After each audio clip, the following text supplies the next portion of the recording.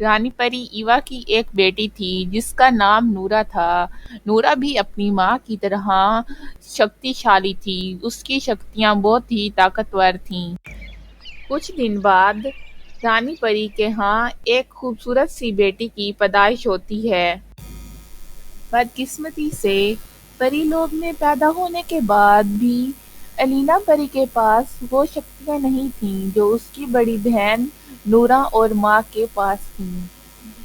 الینا پری شکتی ہین تھی۔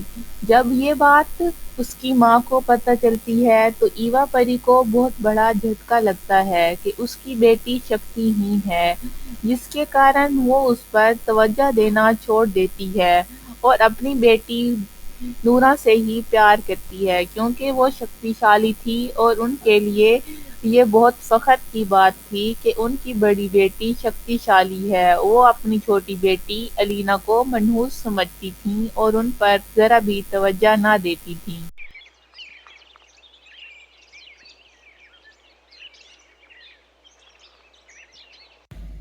پری الینا جب تھوڑی بڑی ہوئیں اور سمجھنے کے قابل ہوئیں تو اپنی بڑی بہن کی طرف اپنی ماں کا سارا دھیان اور پیار دیکھ کر وہ اداس ہو جاتیں۔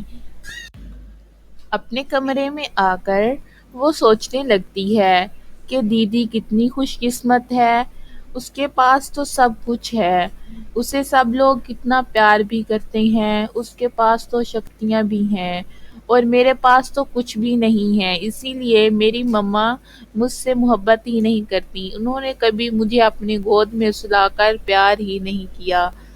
الینا جب اداس اپنے کمرے میں بیٹھی ہوتی ہے تو اسی وقت نورا پری اس کے پاس آتی ہے اور اس سے کہتی ہے، کیا ہوا میری پیاری بہن، تم ایسے اداس کیوں بیٹھی ہو؟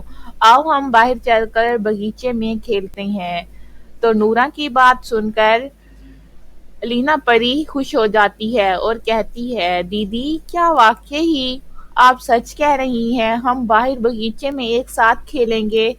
تو الینا کو خوش ہوتے دیکھ نورا پری کہتی ہے، جی میری جان، میں بالکل سچ کہہ رہی ہوں، ہم ابھی چل کر باہر باغیچے میں کھیلیں گے، آؤ میرے ساتھ۔